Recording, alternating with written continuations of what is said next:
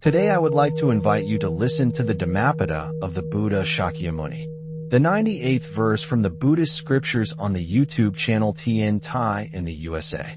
Whether in village or in forest, in vale or on hill, wherever arahants dwell, delightful, indeed, is that spot.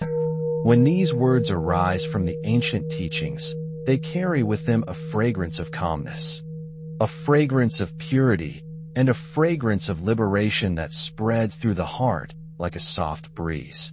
The Buddha is not speaking of ordinary places. He is speaking of the atmosphere created by those who have freed their minds from greed, hatred, and delusion. Wherever an arahant resides, even if the surroundings appear simple or remote, that place becomes luminous with peace. The Dhamma flows there like a gentle river. The mind becomes light. The heart becomes open. In such a place, the whispers of craving fall silent. The burdens of worry dissolve. Even the trees and stones seem to radiate serenity when touched by the presence of awakened beings. This verse invites us to understand why such places are delightful, not because of scenery alone, but because a liberated heart transforms its environment. In the story connected with this verse, the Buddha speaks about the elder arahants who wandered freely through forests and mountains. The scriptures tell us that ordinary people sometimes feared the wilderness, believing it full of spirits and dangers. But the arahants saw the forest not as frightening, but as peaceful. They saw the mountains not as obstacles, but as friends. They saw the valleys not as lonely, but as comforting. Why? Because the mind of an arahant is without fear. It is without longing. It is without agitation. The Buddha explained that when the heart is free, even a remote forest becomes delightful. And when the heart is bound by desire and confusion, even a bustling city becomes a place of distress. Therefore, the delight spoken of in this verse arises from the quality of mind present there. When the mind is pure, the place becomes pure. When the mind is peaceful, the world becomes peaceful. This is the gentle truth the Buddha offers us. The Buddha once stayed at a forest grove that villagers considered haunted. They avoided it, fearing invisible beings. Yet when the Buddha arrived, he sat calmly beneath the trees. The scriptures recount that the spirits living there, who had been uneasy and restless, became calm in his presence. Their minds softened. Their agitation melted. They offered respect to the Buddha and allowed the grove to become a sanctuary of practice. The villagers were astonished that a place once feared had become a place of refuge. This transformation happened not by force, but by the presence of awakened wisdom. Such is the power of purity. Such is the power of compassion. Wherever the enlightened dwell, peace arises naturally. An arahant carries no cravings, no illusions, no selfish desires. Their hearts are like clear pools of water reflecting the truth of the world without distortion. This clarity affects everything around them. Even animals sense their compassion. Even trees seem to sway with gentleness. The world around an arahant becomes a teaching in itself. Anyone who enters such a place begins to feel the stillness, even if they do not understand it intellectually. The Dhamma speaks through silence, through softness, through the quiet radiance of a liberated heart. When we contemplate this verse, we are invited to reflect on the importance of inner transformation. The Buddha reminds us that a delightful place is not created by material comfort alone, but by the atmosphere of wisdom and kindness. Let us imagine walking into a monastery where great practitioners have lived. The air feels lighter. The mind settles more quickly. A calm arises effortlessly. This is not imagination. It is the natural influence of wholesome energy accumulated over years of practice. When the Buddha says delightful, indeed, is that spot, he is pointing to the beauty of purity, the beauty of freedom, the beauty of minds that have gone beyond suffering. This delight is gentle. It is deep. It is peaceful. It does not excite the senses, but soothes the heart. It does not stir desire but invites contemplation. It does not create restlessness but nurtures inner stillness. Such delight is the nourishment we seek on the spiritual path. The presence of arahants teaches without words. Their stillness becomes guidance. Their compassion becomes a lamp. Their freedom becomes inspiration. Just as a lotus blooms untouched by the mud around it, the arahant lives in the world without being stained by it. Their presence uplifts the place they dwell in.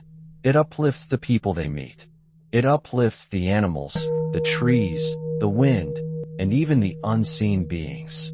When the Buddha recited this verse, he was also reminding us that we too can make our surroundings delightful by purifying our own hearts. We may not yet be arahants, but every moment of mindfulness, every act of kindness, every letting go of craving creates a little more peace within us, and this peace radiates outward. Therefore, let us understand deeply that the delight described here is the delight of liberation. It is the delight of truth. It is the delight of living in harmony with the Dhamma. It is a delight untouched by external conditions. It arises from the heart. It spreads through the world.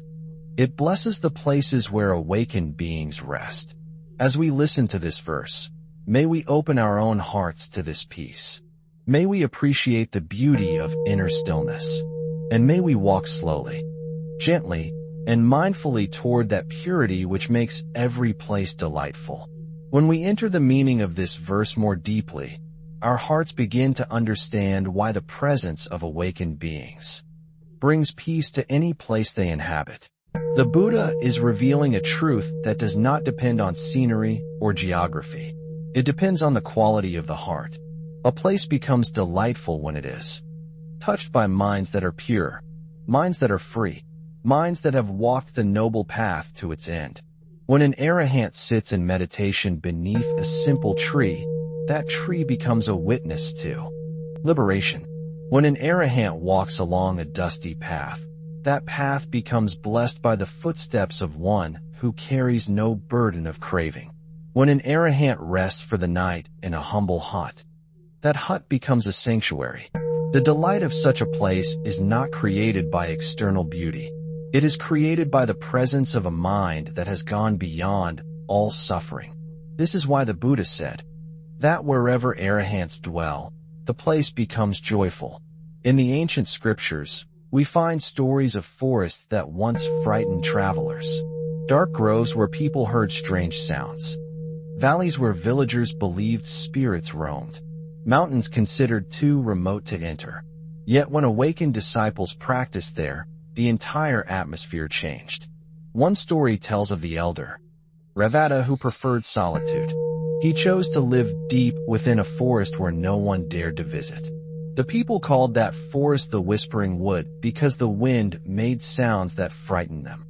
But Ravada entered without fear. His mind was serene. His conduct was gentle.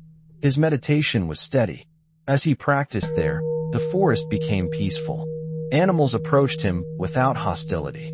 Spirits that once troubled the land became calm. Villagers later reported that the entire region felt softer, lighter, blessed. This is the delight the Buddha speaks of, a delight that arises from the presence of wisdom. Another scripture tells of a group of monks who sought a place to meditate. They entered a valley that was so quiet that they felt uneasy. But their teacher, an arahant named Mahakassapa, assured them that the silence was a gift. He explained that when the mind is restless, silence feels heavy. But when the mind is still, silence becomes nourishment. Under his guidance, those monks transformed their fear into joy. They practiced there for the entire rainy season. By the end of that retreat, the valley had become a place of deep calm. Even long after the monks departed, people who visited the valley felt a sense of peace that lingered like a gentle fragrance. Such stories show that the presence of awakened beings does not merely decorate a place. It transforms it from within. The Buddha often reminded his disciples that the mind is the creator of worlds. When the mind is agitated, even a lovely place becomes uncomfortable. When the mind is peaceful, even a simple hut becomes a palace of serene joy. The delight mentioned in the verse is therefore not dependent on flowers or streams or mountain views. It is the delight found in purity.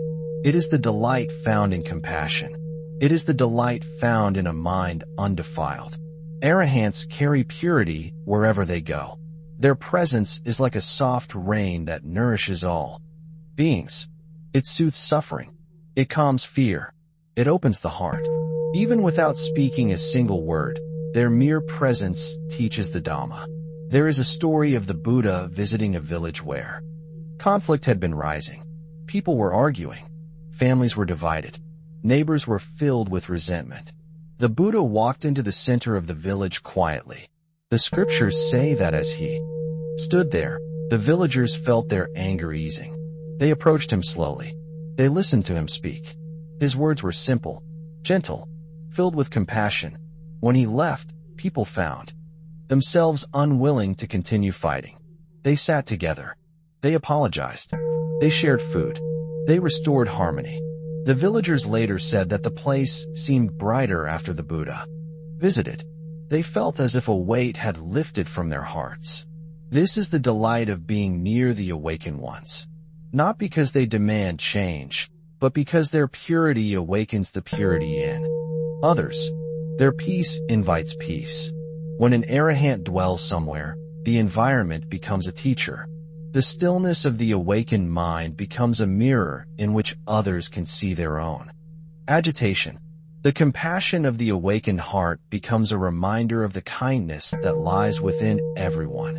The freedom of the awakened life becomes a testimony to what is possible.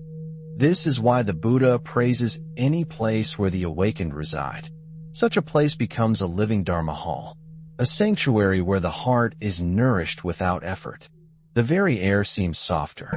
The very light seems clearer. The very ground seems blessed. Not because of external magic, but because purity radiates in all directions. Let us reflect on the meaning of delight in the spiritual journey. This delight is not excitement. It is not entertainment. It is not pleasure that fades. It is the delight of a calm mind, the delight of a heart without regret, the delight of wisdom, touching the world gently. When we practice mindfulness, we begin to taste a fraction of this delight. When we cultivate compassion, we begin to sense the sweetness of it. When we let go of clinging, even briefly, we feel the spaciousness of this freedom. The presence of arahants magnifies this feeling. Their purity becomes a living example of what the path can lead to. Their calm inspires humility. Their joy inspires devotion.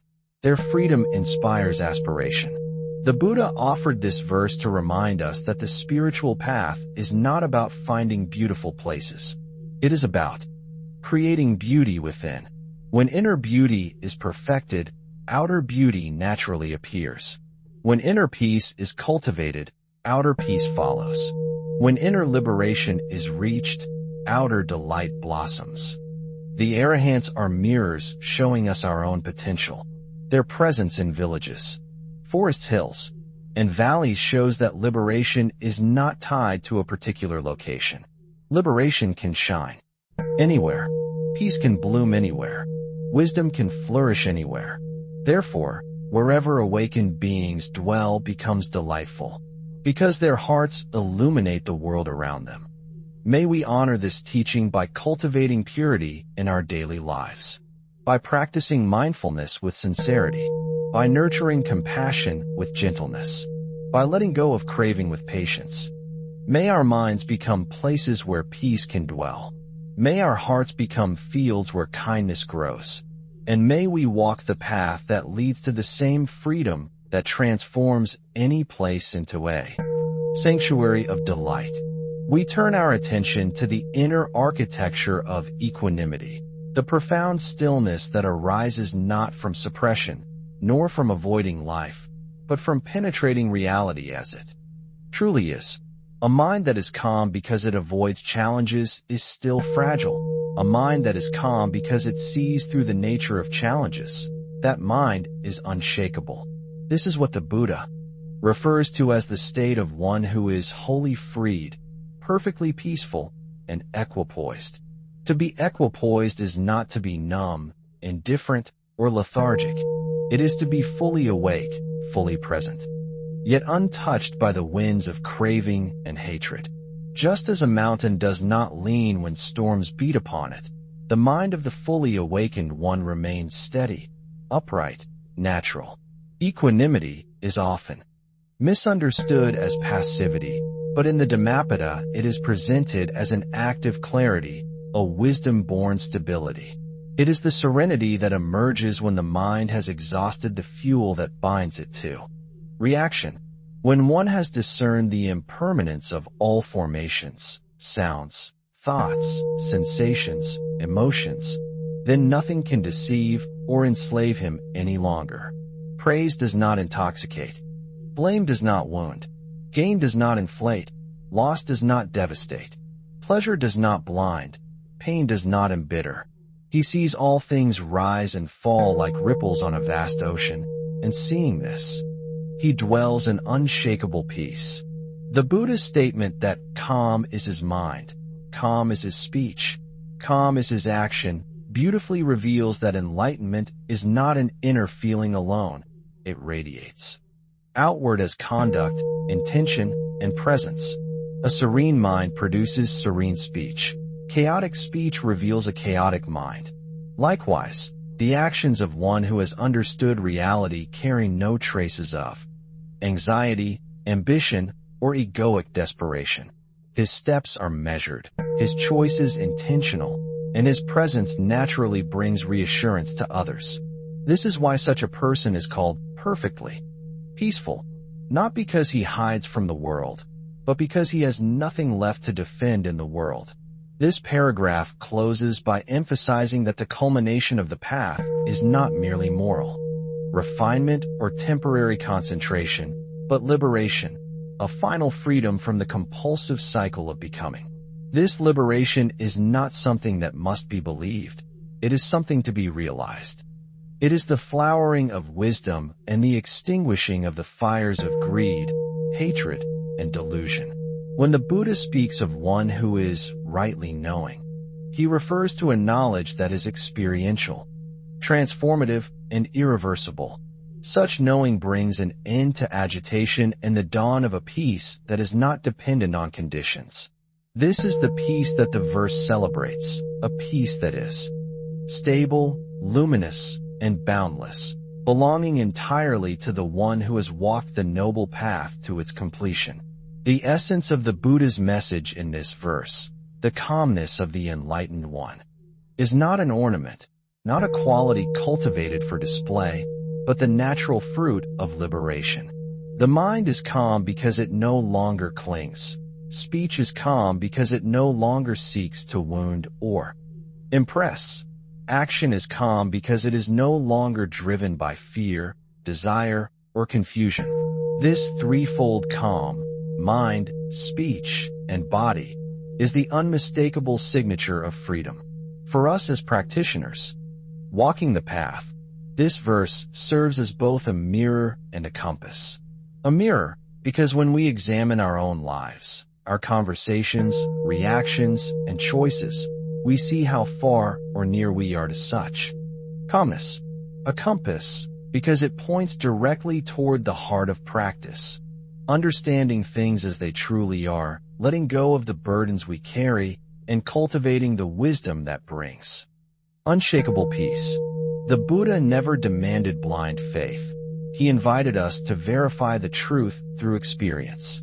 When we observe the turmoil that arises from clinging and the serenity that arises from letting go, we begin to understand the meaning of rightly knowing.